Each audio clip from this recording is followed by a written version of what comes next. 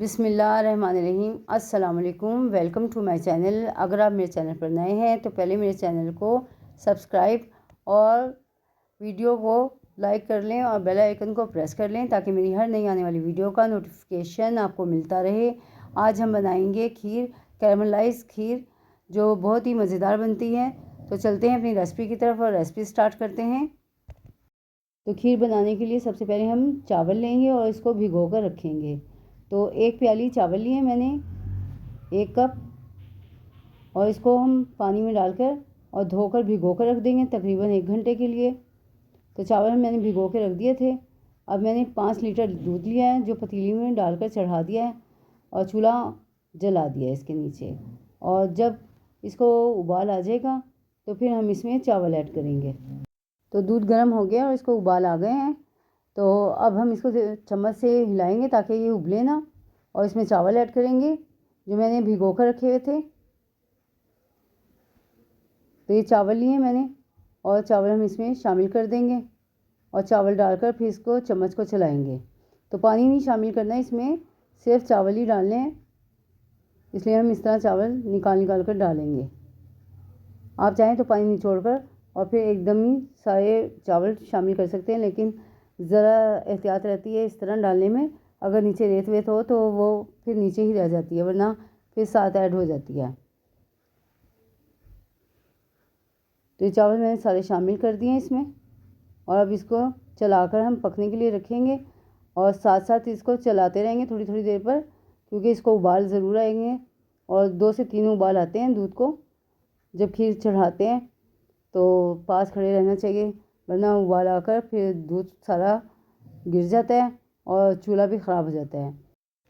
7 से 8 अदद मैंने इलायची ली थी जिसको मैंने निकाल के दाने और उसको पीस लिया था और पीस कर शामिल किया है। आप चाहें तो साबित भी डाल सकते हैं और इसको डालकर हम पकाएंगे और जब तक खड़े रहेंगे जब तक इसके पास इसको 2 से 3 उबाल नहीं आ जाते। और इसी के साथ अगर आप मेरे चैनल पर नए हैं और अभी तक आपने मेरे चैनल को सब्सक्राइब नहीं किया है तो पहले मेरे चैनल को सब्सक्राइब कर लें और बेल आइकन को प्रेस कर लें ताकि मेरी हर नई आने वाली वीडियो का नोटिफिकेशन आपको मिलता रहे और आप मेरी नई से नई वीडियो देखते रहें। तो ये देखें, इसको एक बार उबाल आ गया है और मज़ीद 2 उबाल और आएंगे। और जब आपको लगे कि उबाल आ रहा है तो चूल्हे की जो फ्लेम है उसको लो कर दें ताकि दूध ना उबले। तो ये देखें, मज़ीद 2 उबाल और आने थे तो वो भी आ चुके हैं। अब इसको हम पकाते रहेंगे। तो ये पकते पकते देखें चावल ऐसे हो गए हैं कि गल गए हैं और ये पकते रहेंगे तो साथ साथ घुट जाएंगे। इसको घोटने की ज़रूरत नहीं पड़ेगी, ना ही ब्लेंडर चलाने की ज़रूरत पड़ेगी, और ये खुद ही पक पक कर और अच्छी तरह से गाढ़ी हो जाएगी खीर। और जो साइड पर दूध जम रहा हो उसको भी साथ साथ उतारते रहें। मैं हमेशा ऐसे ही खीर पकाती हूँ, चावलों को अलग से बॉईल करके और इसमें शामिल नहीं करती, हमेशा इसी तरह खीर पकाती हूँ। तो खीर भी बहुत मज़े की बनती है। तो आप भी ऐसे ही पकाएं और जब खीर गाढ़ी होने लगे तो फिर इसमें चीनी ऐड करें। तो खीर हमारी गाढ़ी होनी शुरू हो गई है और 30 मिनट हो गए इसको पकाते हुए, 30 से 35 मिनट।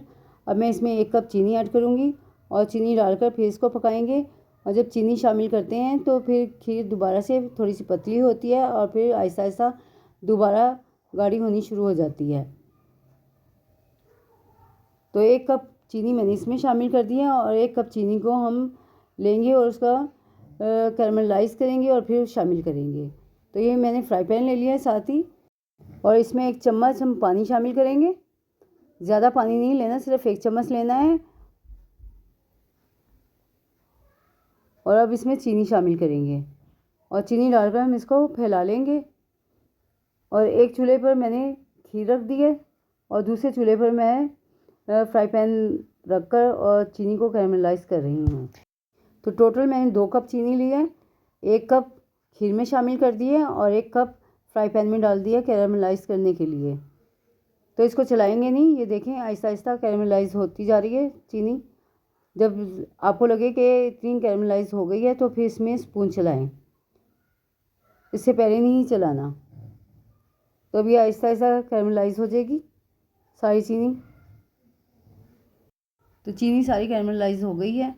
अब हम इसे खीर में शामिल करेंगे और ज़्यादा देर तक इसको कैरमलाइज नहीं करना, वरना ये कड़वी हो जाती है। तो इसको हम खीर में शामिल कर देंगे और खीर में जाकर ये एकदम थोड़ी सी सख्त सी हो जाती है, तो परेशान ना हो, आहिस्ता आहिस्ता ये मेल्ट होती रहेगी और बीच में मिक्स हो जाएगी खीर के। तो पहले चलाने में आपको लगेगा कि इसके अंदर गुठलियाँ पड़ गई हैं, ये देखें ऐसे गाढ़ी हो जाएगी। तो आप परेशान ना हो, इसको चलाएं और चलाते चलाते ये इसमें शामिल हो जाएगी और बिल्कुल मिक्स हो जाएगी। फिर पता भी नहीं चलेगा आपने इसमें कैरमलाइज करके शुगर ऐड की है। तो शुगर ऐड करके इसको मैंने 10 से 15 मिनट पकाया और खीर हमारी गाढ़ी हो गई है। और कैरमलाइज करके डालने का मकसद ये है कि बहुत ही इसका अच्छा फ्लेवर भी आता है और कलर भी बहुत अच्छा आता है। तो ये देखें खीर हमारी गाढ़ी हो चुकी है, तैयार हो गई है। तो अब मैं इसमें ड्राई फ्रूट डालकर और डिश आउट कर इसका फाइनल लुक आपको दिखाती हूँ। तो खीर को मैंने डिश आउट कर दिया है और इसको पिस्ते और बादाम के साथ गार्निश किया है। आप चाहें तो कोई भी ड्राई फ्रूट्स ले सकते हैं। तो उम्मीद है आपको मेरी रेसिपी पसंद आ रही होगी। तो इसको लाइक और सब्सक्राइब करें, बेल आइकन को प्रेस करें। अपना बहुत ज़्यादा ख्याल रखें। मिलते हैं नेक्स्ट वीडियो में एक नई रेसिपी के साथ। तब तक के लिए अल्लाह हाफिज़।